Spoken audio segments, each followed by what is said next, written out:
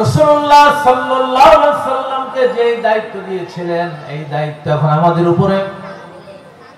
আল্লাহ রাব্বুল আলামিন সূরা সাফের 9 নম্বর আয়াতে বললেন, হুয়াল্লাযী আরসালা রাসূলাহু বিল হুদা ওয়া দীনিল হক লিইয়ুযহিরাহু আলাদ দীনি কুল্লিহি ওয়ালাউ কারিহাল মুশরিকুন। আল্লাহু আকবার।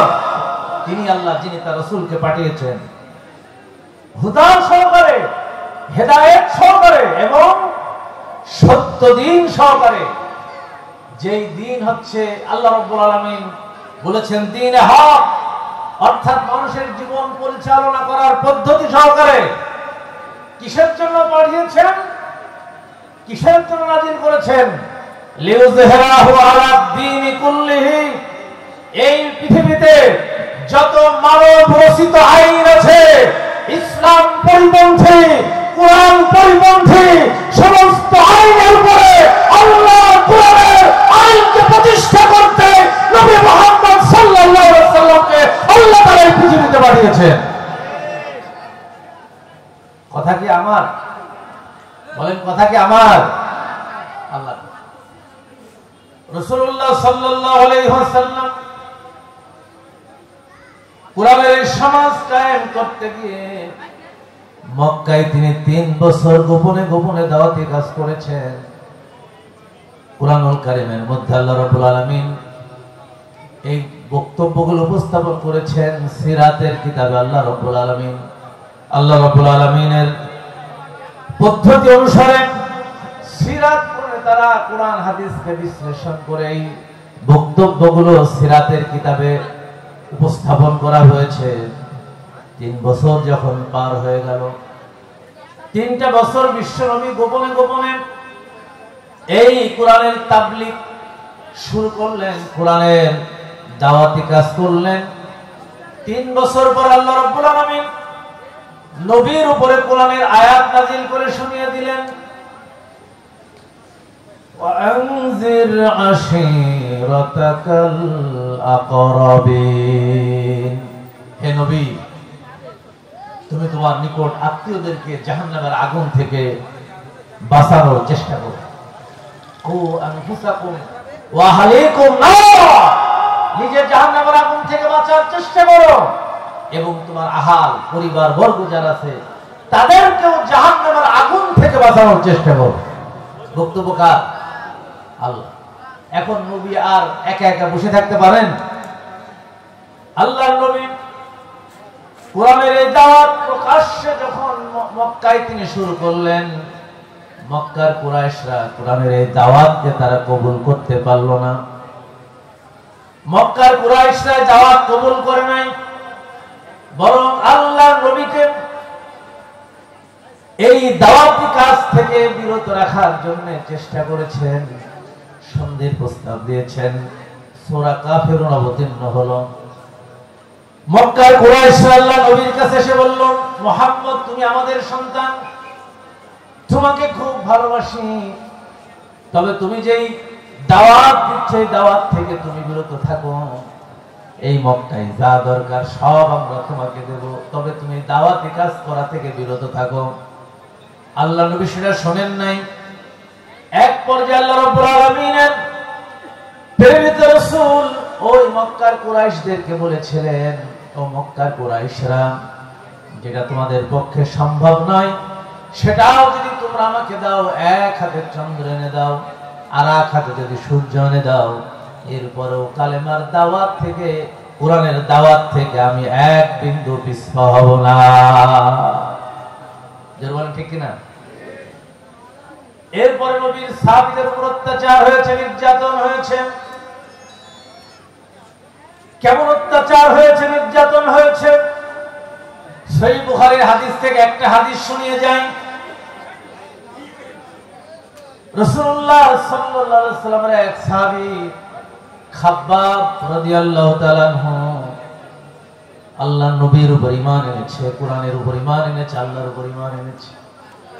এই অপরাধে হাত পা বেঁধে তাকে আগুনের উপরে শুয়ে দিয়েছে। বুখারীর হাদিসের মধ্যে লেখা হয়েছে ওই আগুন এত লেলিহান শিখা, ওই আগুনের তাপে, আগুনের তীব্রতায় শরীর থেকে মাংসগুলো গলে গলে আগুন নিভে গিয়েছে।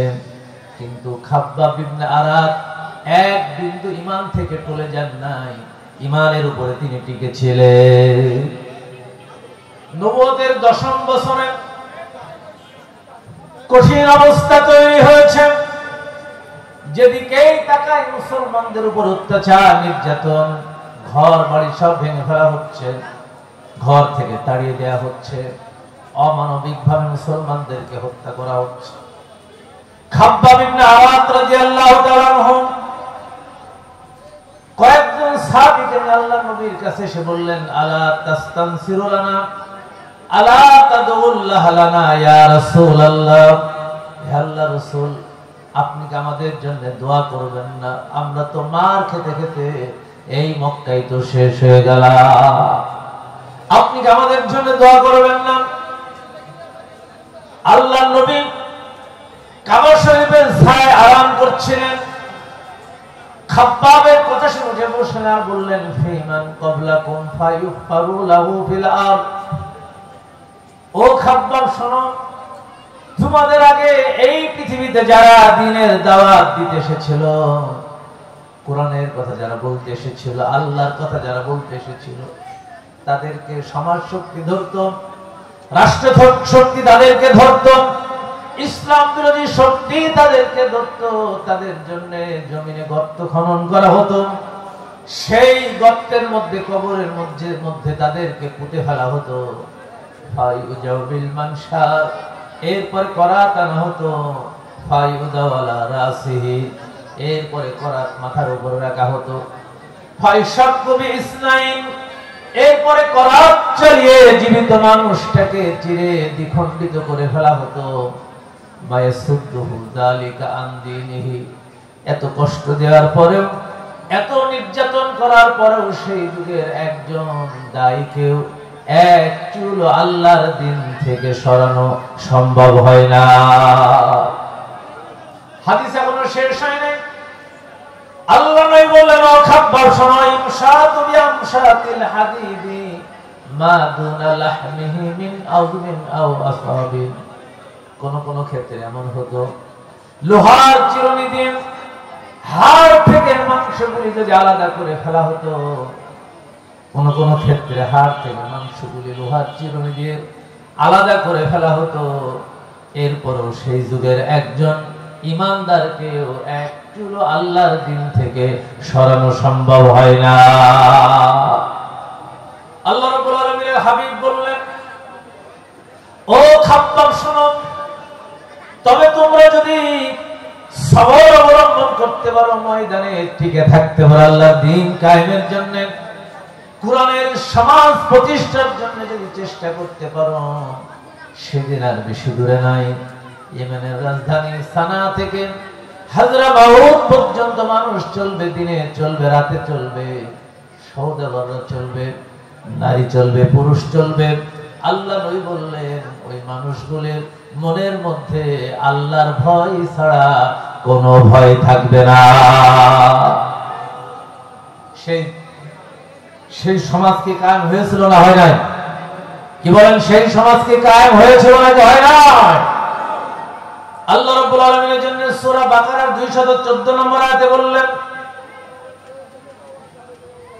আম হাসিবতুম আন তাদখুলুল জান্নাতা ওয়ালাম্মা ইয়াতিকুম মাসালুল লাযিনা খালাউ মিন ক্বাবলিকুম মাসাতুহুমুল বাসাউ ওয়াদ-দাররাউ ওয়া যুলজিলু হাত্তা ইয়াকুলার রাসূলু ওয়াল্লাযীনা আমানু মাআহু মাতা নাসরুল্লাহ আলা ইন্না নাসরাল্লাহি করিব।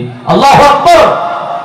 আল্লাহ রাব্বুল আলামিন तमाम পৃথিবীর মুসলমানদেরকে ডেকে বলছেন, তোমরা কি হিসেব করে বসে আছো এমনিতেই তোমরা জান্নাতে চলে যাবে, অথচ তোমাদের ঈমানের পরীক্ষা নেওয়া হবে না? এমনটি কখনোই হবে না, এমনটি ভাবার কোনো সুযোগ নেই। কারণ ইতিপূর্বে যারা এই পৃথিবীতে আল্লাহর দ্বীন কায়েমের জন্য চেষ্টা করেছিলেন, নবীরা রাসূলরা, কোন নবীকে আল্লাহ রাব্বুল আলামিন পরীক্ষা ছাড়া এই ময়দানে জান্নাতের পথে যাওয়ার কোনো সুযোগ দেয় নাই।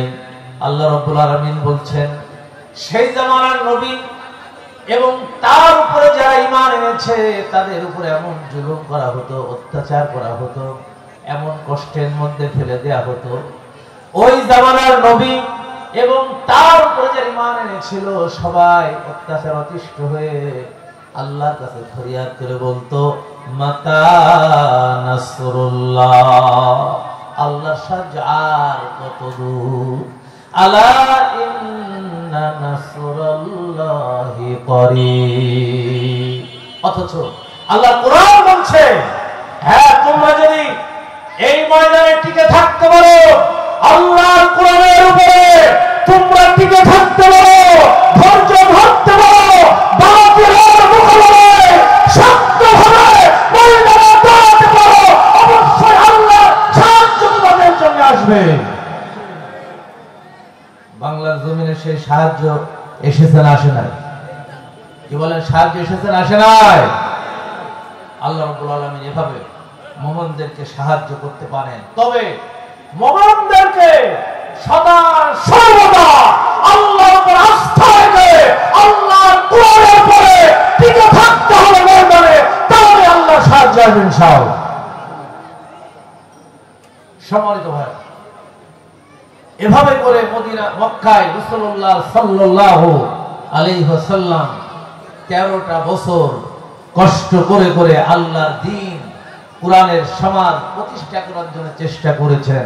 কিন্তু মক্কায় কি আল্লাহর নবী এই কোরআনের সমাজ কায়েম করতে পেরেছিলেন?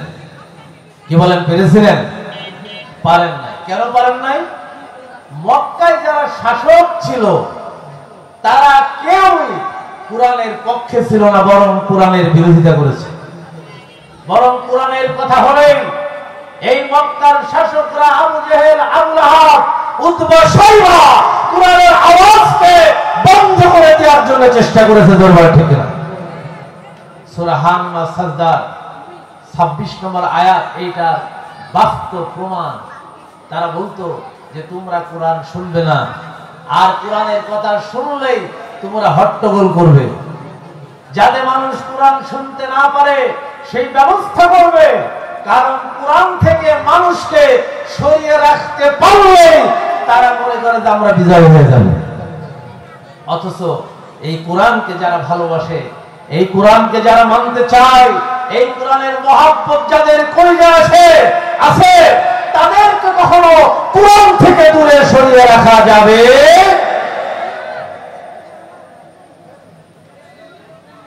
13টা বছর যখন পার হয়ে যাচ্ছে, রাসূলুল্লাহ সাল্লাল্লাহু আলাইহি ওয়াসাল্লাম দিশাহারা হয়ে গেছে। আর মনে হয় এই মক্কায় টিকে থাকা যাবে না। তিনি গিয়েছেন তায়েফে। তায়েফের মানুষরা আল্লাহ নবীর উপরে অমানবিক অত্যাচার এবং নির্যাতন তারা করেছে। তায়েফ থেকে আবার মক্কায় ফিরে এসেছেন। আল্লাহ রাব্বুল আলামিন এবার আল্লাহ রাসূলকে বললেন, রাসূল, এই মক্কায় এখন আর তোমার থাকার কোনো পরিবেশ না, এখন তোমাকে এই মক্কা থেকে মদিনায় চলে যেতে হবে। রাসূলুল্লাহ সাল্লাল্লাহু আলাইহি ওয়াসাল্লাম মক্কা থেকে মদিনায় যাওয়ার সিদ্ধান্ত নিলেন। সময় কম, মক্কা থেকে মদিনায় যাওয়ার সিদ্ধান্ত নিলেন। আল্লাহ রাব্বুল আলামিন এরপরে এই হিজরতের প্রাক্কালে আল্লাহর নবীকে একটা দোয়া শিখিয়ে দিলেন। আল্লাহ রাব্বুল আলামিন সূরা বনী ইসরাঈলের মধ্যে দোয়াটা বর্ণনা করেছেন। রাসূল সাল্লাল্লাহু আলাইহি ওয়াসাল্লাম যখন মক্কা থেকে মদিনায় হিজরত করবেন, আল্লাহ রাব্বুল আলামিন জিবরিল আমিনকে পাঠিয়ে দিলেন, বললেন, আমার নবীকে দোয়াটা শিখিয়ে দাও। জিবরিল আমিন বললেন, নবী এই দোয়াটা পড়ো, আকুর রব্বি আদখিলনি মুদখালা সিদকি ওয়া আখরিজনি মুখরাজা সিদক ওয়াজআল লি মিন লাদুনকা সুলতানান নাসীরা। আল্লাহু আকবার। আল্লাহ রাব্বুল আলামিন নবীকে দোয়া শিখালেন। মক্কা থেকে মদিনায় হিজরত করে যাবেন, আল্লাহ রাব্বুল আলামিন নবীকে দোয়া শিখালেন, নবী দোয়া করো। আল্লাহ নবী দোয়া করলেন, আল্লাহ যেখানে প্রবেশ করাচ্ছ, এই মক্কায় 13টা বছর মার খেয়েছি, এখন তুমি মদিনায় চলে যেতে বলেছ, আল্লাহ রাব্বুল আলামিন মদিনায় চলে যাব। তবে মক্কায় যে কষ্টের মধ্যে ছিলাম, যে নির্যাতনের মধ্যে ছিলাম, আল্লাহ রাব্বুল আলামিন মদিনায় নিয়ে যাওয়ার পরে এই কষ্টের মধ্যে আল্লাহ তুমি ফেলে দিও না। অর্থাৎ ওই মদিনায় যাতে নিরাপত্তার সাথে পৌঁছাতে পারি, মদিনার মানুষ যাতে আমাকে মেনে নেয়, আল্লাহ রাব্বুল আলামিন তুমি সেই পরিবেশ আমার জন্য করে দিও। এরপর আল্লাহ রাব্বুল আলামিনের কাছে বললেন, রব্বুল আলামিন 13টা বছর মার খেয়েছি মক্কায়, কোনো সাহায্যকারী পাই নাই, শত্রুরা ওত পেতে বসে আছে, কখন না জানি আমাকে ধরে ফেলেন। এজন্য মক্কা থেকে যখন তুমি বের করো, সততার সাথে বের করো, নিরাপত্তার সাথে বের করো, যাতে মক্কার কুরাইশরা আমি মক্কা থেকে মদিনায় হিজরত করে যাচ্ছি, তারা যাতে আমাকে টের না পায়, আল্লাহ রাব্বুল আলামিন সেই পরিবেশটা তুমি করে দাও। এরপর আল্লাহ রাব্বুল আলামিনের হাবিব আল্লাহর কাছে বললেন, ওয়াজআললি মিন লাদুনকা সুলতানান নাসীরা। আল্লাহু আকবার। আল্লাহ রাব্বুল আলামিন এই দোয়াটা করলেন। মদিনার রাষ্ট্র ক্ষমতা আল্লাহ রাব্বুল আলামিনের হাবিব চেয়ে নিলেন, আল্লাহর কাছে বললেন, রব্বুল আলামিন মদিনায় নিয়ে যাচ্ছ, ওই মদিনার শাসন ক্ষমতা, ওই মদিনার সালতানাত আল্লাহ রাব্বুল আলামিন তুমি আমাকে দিয়ে দাও। সুবহানাল্লাহ। ওয়াজআলনি মিন লাদুনকা সুলতানান নাসীরা। আরবিতে সুলতান শব্দের অর্থ হচ্ছে রাষ্ট্র ক্ষমতা, যা রাষ্ট্র পরিচালনা করে। এখনো পৃথিবীর অনেক রাষ্ট্রপ্রধানকে বলা হয় সুলতান। সুলতান আর নাসীরা, অর্থাৎ আমাকে এই মদিনা রাষ্ট্রের প্রধান হিসেবে আল্লাহ তুমি কবুল করে নেবেন। সুবহানাল্লাহ। আল্লাহ রাব্বুল আলামিনকে দোয়া কবুল করেছিলেন। কথা বলেন, দোয়া কি কবুল করেছিলেন? আল্লাহ নবী মক্কা থেকে মদিনায় হিজরত করে গেলেন। মদিনায় 4টা বড় গোত্র ছিল। আউস, খাজরাজ, বনি নজির, বনি কুরাইজা। এই 4টা গোত্রকে একত্রিত করে অল্প কিছু সংখ্যক মুসলমান ছিল, সকলে মিলে আল্লাহ রাব্বুল আলামিনের হাবিব মুহাম্মদুর রাসূলুল্লাহ সাল্লাল্লাহু আলাইহি ওয়াসাল্লামকে মদিনার প্রেসিডেন্ট হিসেবে তারা মনোনয়ন দিয়ে দিলেন। সুবহানাল্লাহ। মদিনার প্রেসিডেন্ট হয়ে গেলেন নবী মুহাম্মদুর রাসূলুল্লাহ সাল্লাল্লাহু আলাইহি ওয়াসাল্লাম। ওই সময় মদিনার পরিধি ছিল 9.5 লক্ষ বর্গ মাইল। এই 9.5 লক্ষ বর্গ মাইল এই বিশাল সাম্রাজ্যে প্রেসিডেন্ট হয়ে গেলেন বিশ্বনবী মুহাম্মদ রাসূলুল্লাহ সাল্লাল্লাহু আলাইহি ওয়াসাল্লাম। আল্লাহ রাব্বুল আলামিন এবার মদিনায় এই কোরআনের বড় বড় আয়াতগুলো অবতীর্ণ করা শুরু করলেন। যে আয়াতের মধ্যে ইসলামী শরীয়তের হুকুম আছে, আপনি বিচার কিভাবে করবেন, কোরআন আল্লাহ রাব্বুল আলামিন নবীকে বলা শুরু করলেন।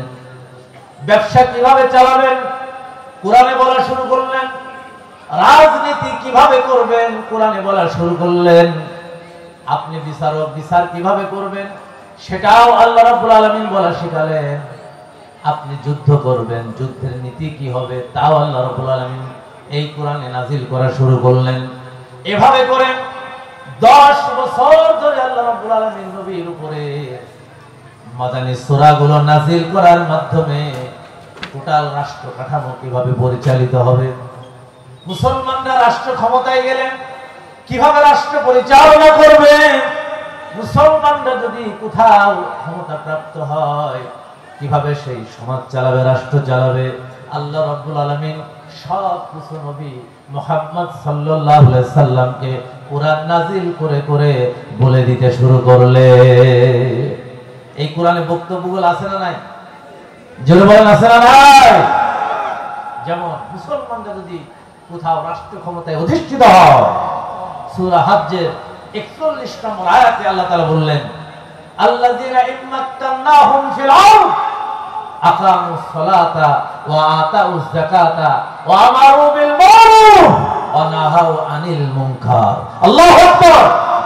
এই মুসলমানরা যদি কোথাও রাষ্ট্র ক্ষমতায় অধিষ্ঠিত হয়, রাষ্ট্র ক্ষমতায় অধিষ্ঠিত হয়ে সর্বপ্রথম মুসলমানরা 4টা কাজ করবে। বলেন কয়টা কাজ করবে? ফতোয়া কি আমার না আল্লাহর? আল্লাহর ফতোয়া। 1 নম্বর হচ্ছে নামাজ বাধ্যতামূলক করে দেবে। আমরা বাংলাদেশের এটাকে বলি মুসলিম রাষ্ট্র। আমাদের দেশে 90% মুসলমান বাস করে, কিন্তু আমার দেশে কি কোরআনের আইন আছে? আছে নাকি? নাই। 90% মুসলমানের দেশ, অথচ বাংলাদেশে কোরআনের শুধু একটা আইন আছে, আর কোন আইন নাই। কোন আইন আছে? এই অ্যাডভোকেট আছে। ইসলামী শরিয়াতের বন্টন ব্যবস্থা, অর্থাৎ উত্তরাধিকার আইন, এই একটা আইন আছে শুধুমাত্র বাংলার জমিনে কোরআন দিয়ে এই বন্টন ব্যবস্থা করা হয়। এছাড়া বাংলাদেশে একটা আইন নয় যেটা কোরআন দিয়ে পরিচালিত হয়। জোরে বলেন ঠিক কিনা? তাহলে 90% মুসলমান আমরা কি করি? এই জন্য আমার খালু ডক্টর শাহ মোহাম্মদ শাহাদাত হোসেন তিনি বলছিলেন, একবার তিনি গিয়েছিলেন মিন্দানাও উপদ্বীপে, সেখানে নূর মিশরি একটা এলাকাতে তিনি ইসলামী শরিয়া আইন তিনি চালু করে দিয়েছেন। ওই সময় তিনি গিয়েছিলেন সেখানে, মিস্টার নূর মিশরির সাথে তিনি কথা বললেন। মিস্টার নূর মিশরি আমার খালুজানকে বলছে, মিস্টার হুসাইন শাহাদত, তোমার দেশে কি মুসলমান আছে? আমার খালু বলছে, আমার একটু রাগ হলো যে বেটা বলে কি আমার দেশে মুসলমান নেই। আমার দেশে তো 90% মুসলমান। যখন আমি এই কথা বলছিলাম তখন তিনি মিটমিট করে হাসছিলেন। আমি যখন কথা শেষ করলাম তখন তিনি বললেন যে তোমার দেশে যে 90% মুসলমান আছে, আমি নূর মিশরি তা বিশ্বাস করি না। কারণ 90% মুসলমানের দেশ, অথচ সেই দেশে কোরআন দিয়ে মুসলমানরা রাষ্ট্র চালাতে পারে না, সেখানে মুসলমান আছে আমি তা বিশ্বাস করি না। আজকে বাংলাদেশে আমরা 90% মুসলমান। সব আমরা, আমাদের বাপ দাদারা আমাদেরকে মুসলমানি দিয়ে দিয়েছে, এই জন্য আমরা মুসলমান। এই কোরআনের আয়নায়, কোরআনের ফ্রেমে আমরা লিকুল্লি শাইইন ওয়া হুদা ওয়া রাহমা ওয়া বুশরা লিল মুসলিমিন ওয়া নাযালনা আলাইকাল কিতাব। আল্লাহ রাব্বুল আলামিন কোরআনকে এখানে কিতাব দিয়ে ব্যাখ্যা করলেন। নবী তোমার উপর একখানা কিতাব অবতীর্ণ করেছে, একটা পুস্তক আমি অবতীর্ণ করেছি। আল্লাহ রাব্বুল আলামিন স্পষ্টভাবে বলে দিলেন, তিবিয়ানাল লিকুল্লি শাইইন। এই কিতাবের মধ্যে সমস্ত কিছুর ব্যবস্থাপত্র মানুষের জন্য যা দরকার আমি আল্লাহ রাব্বুল আলামিন এই কিতাবের মধ্যে সব বলে দিয়েছি। সুবহানাল্লাহ। তিবিয়ানাল লিকুল্লি শাইইন। মানুষ কিভাবে কথা বলবে এই কোরআনের মধ্যে আছে না নাই? মানুষ কিভাবে আরেকজনের সাথে ব্যবসা করবে, কিভাবে আরেকজনের সাথে মুসাফা করবে, কিভাবে আপনি পরিবার চালাবেন, সমাজ চালাবেন, রাষ্ট্র চালাবেন, আপনি রাজনীতিবিদ, কিভাবে আপনি রাজনীতি করবেন, তাও কোরআনের মধ্যে আছে না নাই? সব তিবিয়ানাল লিকুল্লি শাইইন। মানুষের জন্য এমন কিছু নয় যা কোরআনের মধ্যে বলা হয়নি, বরং কোরআনের মধ্যে আল্লাহ রাব্বুল আলামিন সব কিছু পরিষ্কার করে স্পষ্ট করে বলে দিয়েছেন। এজন্য মানুষ তার জীবনের সকল ক্ষেত্রে কোরআনকে মেনে নেবে, কোরআনের বাইরে আর কোন কিছুকে মেনে নেওয়ার সুযোগ আল্লাহ রাব্বুল আলামিন আমাদেরকে দেন না। কথা কি আমার না? আল্লাহ ফতোয়া নেবেন সূরা আরাফের 3 নম্বর আয়াতে আল্লাহ রাব্বুল আলামিন বলছেন, ইত্তাবিউ মা উনজিলা ইলাইকুম মির রাব্বিকুম ওয়া লা তাত্তাবিউ মিন দুনিহি আউলিয়া কলিলাম মা তাযাক্কারুন। আল্লাহু আকবার। আল্লাহ রাব্বুল আলামিন বলে দিলেন, যা আমি নাযিল করেছি তোমাদের উপরে, ওই নাযিলকৃত কিতাব যা তোমাদের উপরে নাযিল করেছে ওটাকে তোমরা মেনে নাও, ওটার তোমরা অনুসরণ করো, আনুগত্য করো। এরপরে আল্লাহ রাব্বুল আলামিন বলে দিলেন, ওয়ালা তাত্তাবিউ, কখনোই তোমরা আনুগত্য করো না, কখনোই তোমরা মেনে নিও না, মিন দুনিহি আউলিয়া, এই কোরআনের পরিবর্তে অন্য কাউকে ওলি রূপে মেনে নিও না, বন্ধু রূপে মেনে নিও না, হেদায়েতের বস্তু রূপে মেনে নিও না। যদি তোমরা মেনে নাও, আল্লাহ রাব্বুল আলামিন অন্য আয়াতে বললেন, মরার সাথে সাথে তোমাদের জন্য আল্লাহর পক্ষ থেকে আযাব শুরু হয়ে যাবে। ফতোয়া খুঁজে দেখেন সূরা জুমারের 55 নম্বর আয়াতে আল্লাহ রাব্বুল আলামিন বললেন, আত্তাবিউ আহসানা মা উনজিলা ইলাইকুম মির রাব্বিকুম মিন ক্বাবলি আইয়াতিয়াকুমুল আযাবু বাগতাতাও ওয়া আনতুম লা তাশউরুন। আল্লাহু আকবার। আল্লাহর স্পষ্ট বক্তব্য, তোমরা সকলে মিলে মেনে নাও, যেটা সর্বোত্তম কিতাব, শ্রেষ্ঠ কিতাব, ওই কোরআনকে মেনে নাও হঠাৎ আযাব এসে যাওয়ার আগে।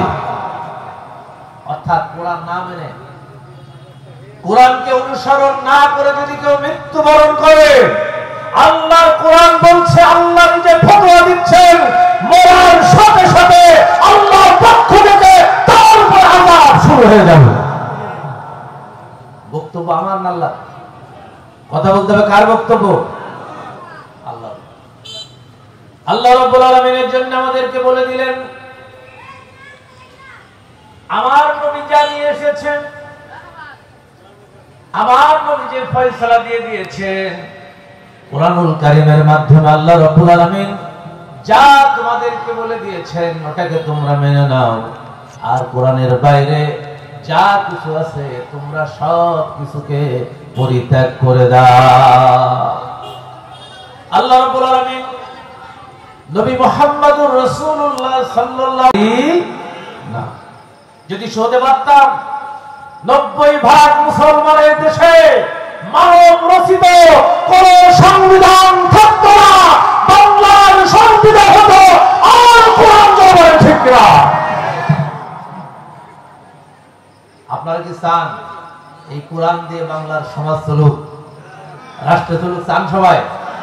কারা কারা চান হাত তোলেন তো। আলহামদুলিল্লাহ, হাত নামা। তবে এমনি চাইলেই হবে না। রাসূলুল্লাহ সাল্লাল্লাহু আলাইহি ওয়াসাল্লাম মদিনায় যাওয়ার পরে সকলকে নিয়ে তিনি যে শরিয়ার ভিত্তিতে, কোরআনের ভিত্তিতে সকলের অধিকার সমুন্নত করে একটা রাষ্ট্র কায়েম করেছিলেন। বাংলার জমিনেও যদি সেই রকম রাষ্ট্র কায়েম করতে হয়, এই এলাকার কৃতি সন্তান মিয়া গোলাম পরোয়ারের মতো ইসলামী চিন্তাবিদদেরকে বাংলার সংসদে পাঠাতে হবে। আপনি যদি একজন মদখোরকে সংসদে পাঠান, একজন সুদখোরকে যদি সংসদে পাঠান, একজন চরিত্রহীন কোন ব্যক্তিকে যদি সংসদে পাঠান, ওই সংসদ থেকে কোরআনের আইন বাস্তবায়ন করা কখনোই সম্ভব নয়। অথচ রাসূলুল্লাহ সাল্লাল্লাহু আলাইহি ওয়াসাল্লাম এই পৃথিবীতে এসেছিলেন একটাই মাত্র কারণ, এই কোরআনের ভিত্তিতে একটা সমাজ প্রতিষ্ঠিত হবে, কোরআনের ভিত্তিতে একটা রাষ্ট্র প্রতিষ্ঠিত হবে, সেই রাষ্ট্রের আইন চলবে আল্লাহ, রাসূলুল্লাহ সাল্লাল্লাহু আলাইহি ওয়াসাল্লামের দেখানো পদ্ধতির আলোকে চলে বলে ঠিক কিনা? যদি আপনি এই আইন না মানেন, আল্লাহর কোরআন বলছে আপনি এখনো মুমিন হতে পারেন না। আপনি 5 ওয়াক্ত নামাজ পড়তে পারেন, যারা আলেম আছেন একটু মনোযোগ দিয়ে শুনবেন, আপনি 5 ওয়াক্ত নামাজ আদায় করতে পারেন, আপনি যাকাত আদায় করতে পারেন, বছরে 1 মাস রোজা রাখতে পারেন, কিন্তু রাসূলুল্লাহর বিচার ব্যবস্থা যদি আপনি না মানেন, আল্লাহ কোরআন বলছে আপনি এখনো মুমিন হতে পারেন না। ফতোয়া নেবেন সূরা নিসার 65 নম্বর আয়াত। আমার কথা নাই, আল্লাহর কোরআনের কথা। আল্লাহ রাব্বুল আলামিন বলে দিলেন, ফালা ওয়া রাব্বিকা লা ইউমিনুনা হাত্তা ইউহাক্কিমুকা ফীমা শাজারা বাইনাহুম সুম্মা লা ইয়াজিদু ফী আনফুসিহিম হারাজাম মিম্মা কাদাইতা ওয়া ইসাল্লিমু তাসলিমা। আল্লাহু আকবার। আল্লাহ রাব্বুল আলামিন বললেন, তোমার রবের কসম, কখনোই তোমরা মুমিন হতে পারবে না, ঈমানদার হতে পারবে না, যতক্ষণ না আমার নবী যে বিচার করে দিয়েছেন, আমার নবী যে সিদ্ধান্ত দিয়েছেন, আমার নবীর সিদ্ধান্ত যদি তুমি না মানো, তাহলে কখনোই তুমি মুমিন হতে পারবে না। আল্লাহ রাব্বুল আলামিন এই কথার পরে বললেন, আমার নবীর সিদ্ধান্ত মেনে নিয়েছো, ভালো কথা, আমার নবীর সিদ্ধান্ত মেনেছো, কিন্তু তোমার মনের মধ্যে সন্দেহ ছিল, বিচারটা এরকম না এরকম হলে ভালো হতো। এরকম বজ্জাত মার্কা মুসলমান পৃথিবীতে জন্ম নেবে আল্লাহ রাব্বুল আলামিন জানেন। এজন্য আজ থেকে 1450 বছর আগে কোরআনুল কারীমের মধ্যে আল্লাহ রাব্বুল আলামিন এই কথা বলে দিয়েছেন, আমার নবীর সিদ্ধান্ত মেনে নিয়েছো, কিন্তু মনের মধ্যে একটুখানি তোমার সন্দেহ ছিল। যদি তোমার মনের মধ্যে একটুখানি সন্দেহ নিয়ে আমার নবীর সুন্নাতে মানো, আল্লাহর কোরআন বলছে তুমি এখনো মুমিন হতে পারো না।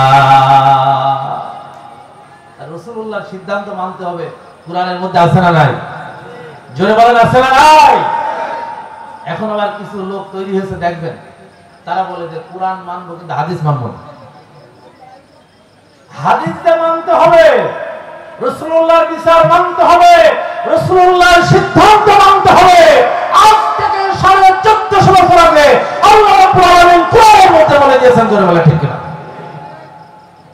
রাসূলের বিচার ব্যবস্থা আছে কোথায়? সব হাদিসে।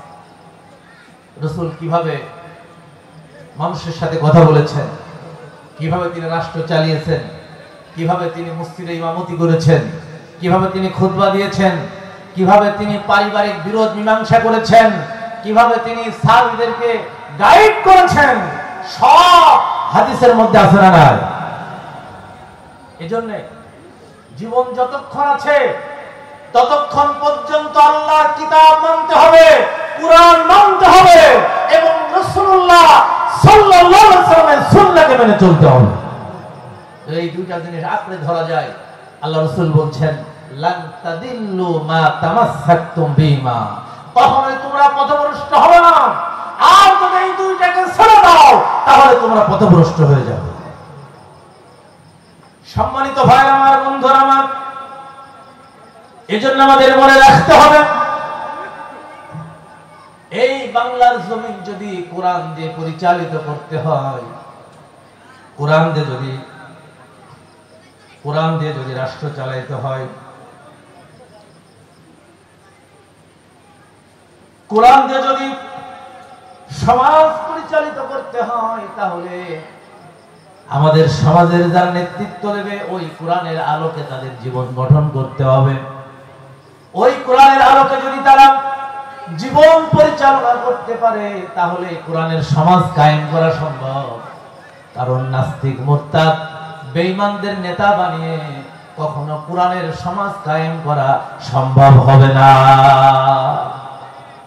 সম্মানিত ভাইরা, এজন্য যদি শতভাগ এই কোরআনের ভিত্তিতে আমরা আমাদের সমাজকে চালাতে চাই, আমাদের রাষ্ট্রকে চালাতে হয়, তাহলে রাষ্ট্রীয় শাসন ব্যবস্থায় আল কোরআনের আইনকে প্রতিষ্ঠা করা লাগবে, জোরে বলা ঠিক কিনা? আর একেই বলা হয় কুরআনিক পরিভাষায় দিন কায়েম। আল্লাহ রাব্বুল আলামিন সূরা শূরার 13 নম্বর আয়াতে 5 জন নবীর নাম উল্লেখ করেছেন। কয়জন নবীর নাম? 5 জন নবীর নাম উল্লেখ করেছেন, যাদেরকে বলা হয়েছে উলুল আজম মিনার রাসূল, 5 জন সম্মানিত রাসূল। সেই 5 জন সম্মানিত রাসূলের আল্লাহ রাব্বুল আলামিন দায়িত্ব দিয়েছেন এটা, আন আকিমুদ্দীনা ওয়ালা তাতাফাররাকু ফি, আমার দ্বীনকে কায়েম করে দাও, আমার এই কোরআনের সমাজ, এই কোরআনের সিস্টেম, কোরআনের পদ্ধতিকে কায়েম করে দাও, প্রতিষ্ঠিত করে দাও। আর কোরআনের আইন কায়েম করতে গিয়ে পরস্পর তোমরা বিভেদ সৃষ্টি করো। এখন বাংলার জমিনে কি কোরআনের আইন কায়েম আছে? কি বলেন, কায়েম আছে? কায়েম নাই। এখন কোরআনের আইন যদি কায়েম না থাকে, আপনি কোনোভাবে ইসলামের আলোকে আপনার ব্যক্তি জীবন, পারিবারিক জীবন, সামাজিক জীবন কখনোই আপনি চালাতে পারবেন না। কারণ মানব রচিত আইন দিয়ে কোরআনের আইন কায়েম করা তো দূরের কথা, এদেশের সেই 47 সালে ভারত পাকিস্তান ভাগ হয়েছে, 71 সালে আমরা বাংলাদেশ স্বাধীন হয়েছি। সেই 47-এর আগেও বাংলাদেশে এই এলাকায় এরকম কোরআনের মাহফিল ছিল নাকি ছিল না? সেই আমল থেকে কোরআনের মাহফিল আছে, প্রতি বছর হাজার হাজার মাহফিল হয়। আপনারা বলেন এত ওয়াজ, এত মাহফিল, এর পরেও আমরা কি মসজিদের জুতো চুরি করা বন্ধ করতে পারছি? কি বলে বন্ধ করা গেছে? এই জুতো চোর বন্ধ তখনই হবে যদি রাষ্ট্রীয়ভাবে কোরআনের আইন জারি করে চোর চুরি করলে যদি হাত কাটার বিধান বাংলার জমিনে কায়েম করা যায়, তাহলে চোর বাংলাদেশ থেকে বন্ধ হয়ে যাবে। এর আগে কিন্তু চোর বন্ধ করা সম্ভব না। এখন বাংলাদেশের চোর আছে না নাই? চোর অনেক ধরনের চোর আছে। কেউ কলমের খুঁচায় চুরি করে লক্ষ লক্ষ কোটি কোটি টাকা কামাই করে, আছে না নাই? সরকার অফিসাররা চুরি করে, রাজনৈতিক নেতারা চুরি করে। এরপরে নানান শ্রেণীর মানুষ আছে যারা চুরি থেকে এখনো নিজেদেরকে হেফাজত করতে পারে নাই। এই জাতীয় বৈষম্য, এই জাতীয় অন্যায়, এই জাতীয় খারাপ কাজ থেকে যদি জাতিকে বাঁচাতে হয়, তাহলে আর কোরআনের ভিত্তিতে বাংলার জমিনকে কায়েম করা লাগবে, জোরে বলে ঠিক কিনা? রাজি আছেন ইনশাআল্লাহ? কি বলে রাজি আছেন? বোঝা যাবে তখন যখন নির্বাচন এসে যাবে, দেখবেন অনেক নেতার আবির্ভাব হয়ে যাবে। নামাজ পড়ুক আর না পড়ুক, ওযু আছে কি নাই ঠিক নেই, মসজিদে আজান হয়ে গেছে, চলে যাবে মসজিদে। আমার ভাই এরকম নাই, ভাই আলহামদুলিল্লাহ নামাজ দিল। এরকম নেতার আবির্ভাব বাংলাদেশে হয় নাকি হয় না? এখন নেতা নির্বাচনের ক্ষেত্রে আমাদেরকে সিদ্ধান্ত নিতে হবে সৎ এবং যোগ্য নেতা, জোরে বলেন ঠিক কিনা? আমি আর কথা বলবো না। আজকের এই মাহফিলের প্রধান অতিথি, যিনি আগামীকাল আপনাদের এখানে আসার কথা ছিলেন, অধ্যাপক মিয়া গোলাম পরোয়ার, চেনেন তো সবার?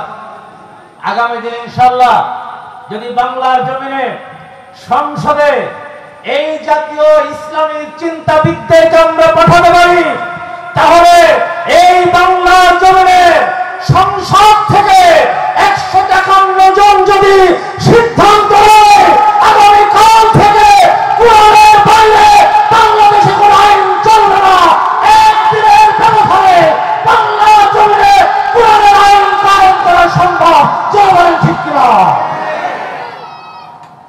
ওই জায়গায় আমাদের টার্গেট নেওয়া লাগবে, কথা কি ঠিক আছে? ওই জায়গাটা টার্গেট করতে হবে। কারণ আল্লাহ রাসূল মক্কা থেকে মদিনায় যে টার্গেট করেছিলেন, ওইটা দোয়া করেছিলেন, ওইটা আল্লাহ তুমি আমাকে মদিনার শাসন ক্ষমতা দিয়ে দাও, যাতে কোরআনের ভিত্তিতে, ইসলামের ভিত্তিতে আমি মদিনা শাসন করতে পারি, জোরে বলেন ঠিক কিনা? সামনের দিনে এই জাতীয় সুযোগ যখন আসবে, ইনশাআল্লাহ আমরা কোরআনের পক্ষে যারা আছে তাদের পক্ষে দাঁড়াবো, পারবো ইনশাআল্লাহ। আল্লাহ আমাদের সকলকে তৌফিক দান করুন, আমিন।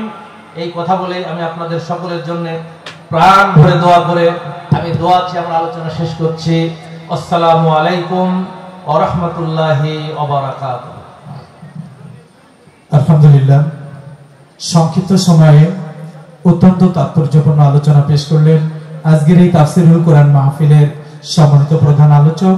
আমরা এখন তার হাত দিয়ে আমাদের ঐতিহ্যবাহী বরুণা বাজার হাফেজিয়া মাদ্রাসার পাগড়ি প্রাপ্ত যে ছেলেরা, তাদের পাগড়ি প্রদান করা হবে। আমাদের সম্মানিত মেহমান, উনি তার নিজ